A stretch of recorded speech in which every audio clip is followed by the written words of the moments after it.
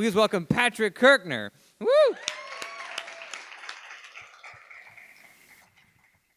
Marine brothers got to take care of one another. So my buddy Roy and I are in Denny's for breakfast. Roy comes back from using the payphone, slumps down into the booth across from me and goes, "Well, that's fucked. The guy sold the Thunderbird out from under me." We were Harrier jet engine mechanics. Roy was getting ready to get out of the Marine Corps, and we'd driven up the night before from Yuma to Phoenix so that he could purchase the object of his desire, a 1983 Ford Thunderbird. Even though all the arrangements were made and Roy had an envelope full of 35 $100 bills, the guy had sold the Thunderbird and we were dead in the water. So we're back to flipping through the Auto Trader, where we don't find another 83 Thunderbird, but I find a 1967 Mustang Fastback. Now, I had always wanted a Mustang. I mean, since I was like 5. My dad had a forbidden model of a 66 coupe that sat on his dresser that I used to take down and play with anyways. I had memorized the Mustang recognition guide and could tell you anything you ever wanted to know about an early model Mustang. I had the maintenance manuals and didn't even have the car. So yes, it was to the point of obsession. And why? Because early Mustangs are stylish, fast, and cool. And when I had mine, I would be stylish, fast, and cool. But when I left home for the Marine Corps, I had a problem. Namely, my dad, who was going to front me the loan for my first vehicle, but it came with stipulations. Namely, you're not going to get a Mustang. You're going to get something a little more practical and reliable. A 1983 Ford Escort. Now, I don't know if you guys remember the 1983 Ford Escorts, but they were neither stylish, fast, nor cool. So I was a little crushed. I mean, I remember Lance Corporal Oberman, who himself had a 1965 Mustang convertible, white with a red interior, going, "Man, nobody ever stood on a street corner and said, 'Hey, did you see that 83 Escort just go by?'" But now, 3 years later, I finally had an opportunity to get the car I always wanted. And I don't have to answer to Dad. So I slide the magazine over to Roy and say, "Hey, let's go check this one out." I go to the payphone, call the guy, get the address. As we're pulling up to the house, I see it sitting there in the driveway. It's this beautiful dark blue-green color called dark moss green. Chrome trim, chrome bumpers, chrome wheels, that beautiful character line on the 67 and 68 Mustang Fastbacks that goes from the top of the windshield, slopes all the way to the back of the trunk. If you've seen the movie Bullet, it looks like the one Steve McQueen raced around the streets of San Francisco.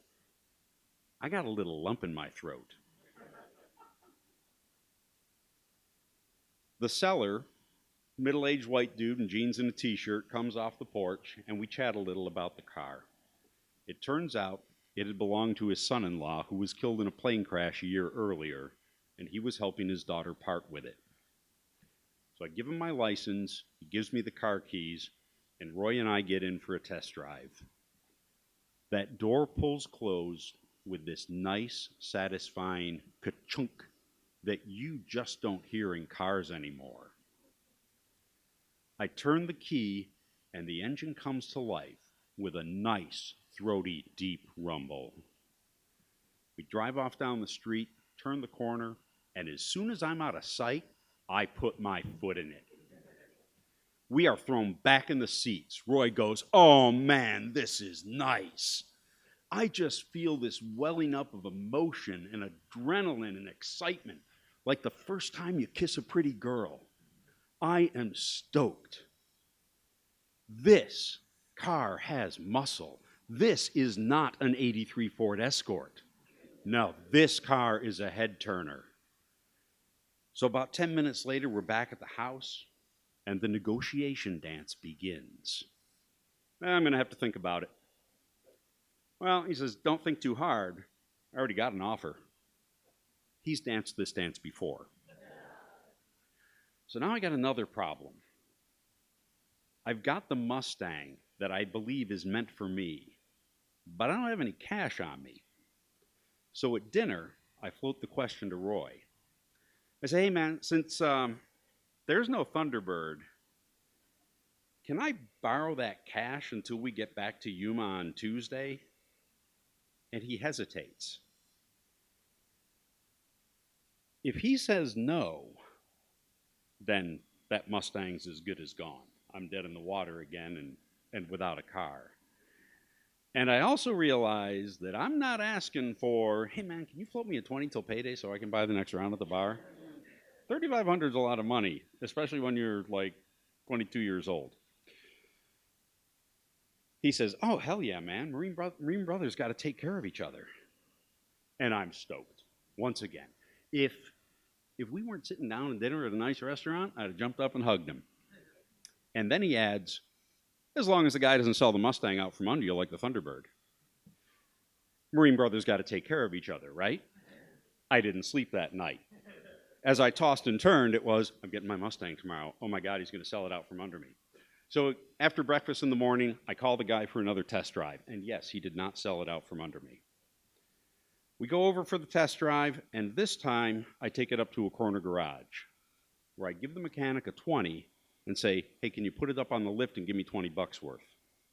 He looks it over, says, yeah, the ball joints are going to need replacing soon, but other than that, she's pretty sound. How much is he asking? I say $3,500.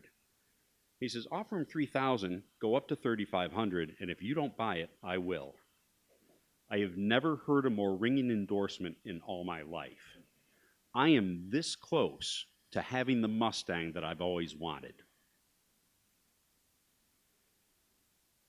We get in the car to head back, and Roy hands me the envelope of cash, which I put in my jacket pocket, except for 5 $100 bills, which I strategically place about my person. Return to the house, and the negotiation dance resumes. Will you take $3,000? Well, I've already got an offer for $3,000. I've wanted this car since I was 5. Cash? I said, pulling out the envelope. He says, well, I probably need to give him a call. I'm going to have this car. Pull out 100. 3,100. Deal. I've got my car. I've got the car I've wanted since I was 5. I got the car Dad said I couldn't have. I am just elated. We saddle up and start the 2.5-hour drive back to Yuma. I am enjoying every single minute of it. I am feeling every bit of stylish, fast, and cool in my Mustang. We pull onto base, and as I'm driving past the barracks, I see this Marine walking down the sidewalk. He is staring intently at my car. He is staring so intently that he misses the curb, stumbles, and falls flat on his face. And I'm thinking, yeah. Nobody ever fell off a curb staring at my '83 Escort.